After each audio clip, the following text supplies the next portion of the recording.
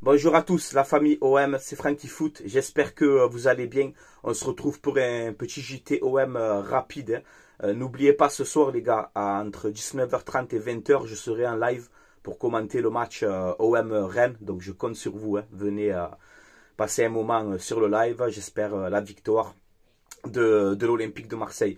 Avant d'attaquer ce petit JT, je vais rendre hommage à Nana la poissonnière. C'est une personne très connue à Marseille sur le Vieux-Port. Voilà, elle est décédée, donc je tenais à lui rendre hommage. Toutes mes condoléances à sa famille, qu'elle repose en paix. C'était une personne très connue sur Marseille.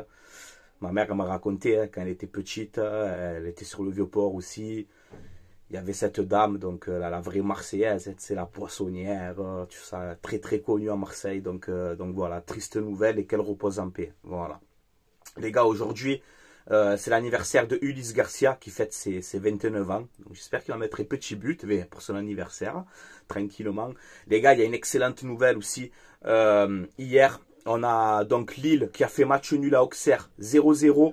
Nantes-Monaco, 2 partout. Donc en cas de victoire ce soir de l'Olympique de Marseille, déjà l'OM peut revenir à 4 points du Paris Saint-Germain en attendant leur match contre Saint-Etienne. Mais surtout les gars, le point très important, on peut mettre 5 points d'avance sur Monaco, 3e. Et on peut mettre 7 points d'avance sur Lille, 4e. Donc c'est vrai que c'est un petit tournant de la saison quand même. Ce soir, en cas de victoire à Rennes, on peut vraiment consolider encore une fois cette 2e place. Donc j'espère vraiment la victoire de l'Olympique de Marseille. Le mercato, les gars, on a Nicolin, le président de Montpellier, qui confirme des discussions avec Bamo Meïté. Voilà, donc on verra bien la suite de ce dossier. Papin aussi, ces fameuses rumeurs comme quoi il allait signer à Martigues, ben là il a dit que non, il reste concentré avec l'Olympique de Marseille, avec son équipe, et pour l'instant il reste à l'OM jusqu'à la fin de la saison. Voilà pour Jean-Pierre Papin. L'OM piste toujours Gomis. Alors il a 18 ans, c'est un ailier français qui joue à Caen en Ligue 2. C'est un jeune prometteur à fort potentiel. Il est international U19 avec l'équipe de France. Donc ça fait un petit moment que l'OM surveille ce joueur. Donc on verra bien dans ce mercato, pourquoi pas, c'est un jeune à fort potentiel. Voilà.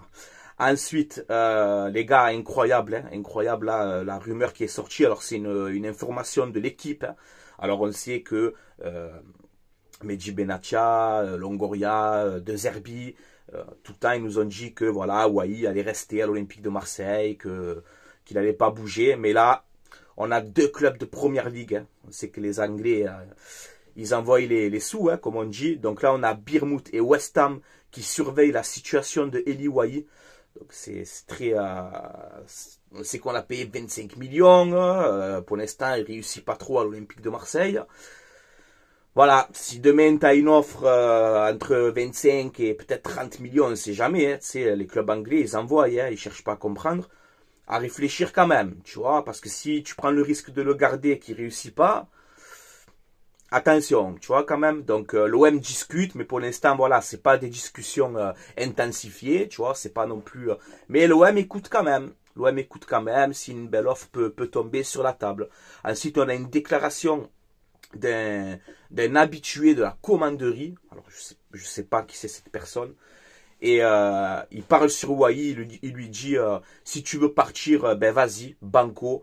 L'OM s'y retrouve aussi financièrement, tant mieux pour nous. Et nous, on veut des joueurs impliqués dans le projet. Donc cette déclaration, elle est quand même, tu vois, c'est quand même un peu bouillant, tu vois, cette déclaration. Donc on verra bien pour Eli Wai. De toute façon, les gars, il n'y a personne qui est intransférable. Quand on vous dit Rongier, il est intransférable, Wai, il est intransférable, non. Non, ça pour moi, c'est de la com, encore une fois. Tout le monde est transférable. Tu viens, tu poses une belle offre, tu es obligé de le vendre. Donc à surveiller ce mercato, à surveiller les clubs anglais pour Wai aussi. On verra bien. Ensuite, on a Régis Mouguet, voilà, qui est toujours à l'Olympique de Marseille. Là, on a 2 clubs sérieux qui sont sur Régis Mouguet. Donc, alors les noms, ils n'ont pas filtré, encore une fois. Mais voilà, on verra bien pour Mouguet. Ensuite, hier, j'ai reçu une petite info. Alors, je ne vais pas dire qui c'est, etc. Voilà, hier, on m'a envoyé une petite info d'un membre de la direction de l'OM quand même, tu vois. Donc à vérifier, je suis pas encore sûr, mais on m'a dit que l'OM était sur un arrière droit. Un arrière droit jeune à fort potentiel, très très fort, et que c'était proche de se faire. Voilà, hier c'est ce qu'on m'a dit. Donc on verra bien. Voilà, en tout cas, je ne sais pas plus. Et même si, les gars, la vérité, même si j'en sais plus, je peux pas le dire non plus parce que ça peut peut-être faire capoter des choses qu'on ne sait pas, les gars, on ne sait jamais. Mais voilà, il y a un arrière droit jeune à fort potentiel, apparemment, qui est proche de signer. L'OM doit dégraisser aussi dans ce mercato avant de faire encore d'autres arrivées. Donc on va faire des recrues, mais on va aussi vendre. C'est le but de ce mercato. Donc voilà les gars, j'ai fait un petit peu le tour. Dites-moi votre avis en commentaire, ce que vous en pensez. Est-ce que vous acceptez de vendre Eli Wahi en Angleterre si une grosse offre tombe? Ou est-ce que non, au contraire, il faut le garder, il faut croire en lui? Franchement, j'hésite quand même. Hein. Voilà, je t'ai dit, moi personnellement, hein, si demain t'as West Ham ou Bournemouth, je sais pas quoi, là, qui viennent, ils posent 25 millions ou 30 millions, ça fait réfléchir quand même. Voilà, les gars. Après, c'est sûr que si tu vends Wahi, il te faut un 9 de suite. Hein. Ça, c'est clair et net, les gars. Hein. Voilà. Je vais vous laisser là, la famille OM, parce que là, mon fils, il a un match. On joue contre Consola aujourd'hui. Donc, ça va être un match très, très dur. Consola, c'est une très belle équipe.